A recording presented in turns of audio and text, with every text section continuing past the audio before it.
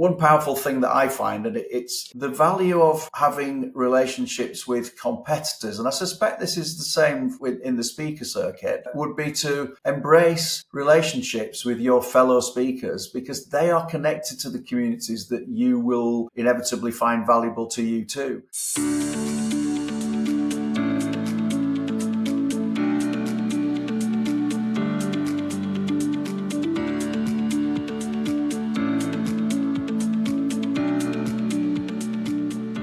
I'm subscribed to a bunch of newsletters. I've joined a lot of the different communities, but that's something I need to go back in, weed out underutilized area of LinkedIn and actually get involved, a little bit more interactive with some of the newsletters and more interactive within some of these communities. How do you hone in on the communities that you're really going to invest yourself into? Because it's a go give, right? It's not just go in there and take. You want to give as well. Absolutely, it's about giving before getting. It's Stephen Covey's one of his 7 habits is put in before you take out kind of principle, and that's very true of LinkedIn. You can't expect to take something from anybody before you've contributed some value. So the very nature of a strategy on LinkedIn should be add value first, in order that you can ask for a small ask. So it really is about sort of investing in that community.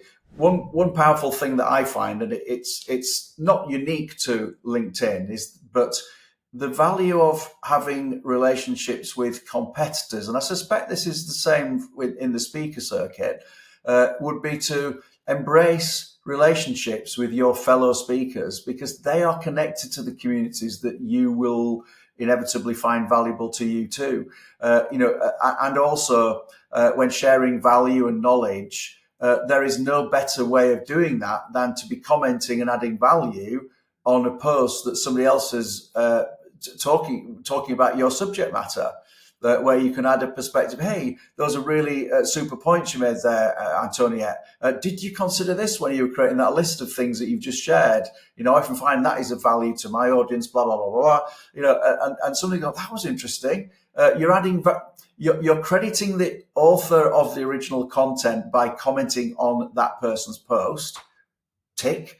You're showing and demonstrating your knowledge, opening your wisdom to a whole new audience. Tick. There's no downside to this. So I think this is why we haven't gone into that in detail, but be willing and open to connect to industry people that have already cut the mustard. Hanging on their shirt tails at the early part of that career, it is a great attribute. Over time, you become the people that they want to follow when you do this correctly.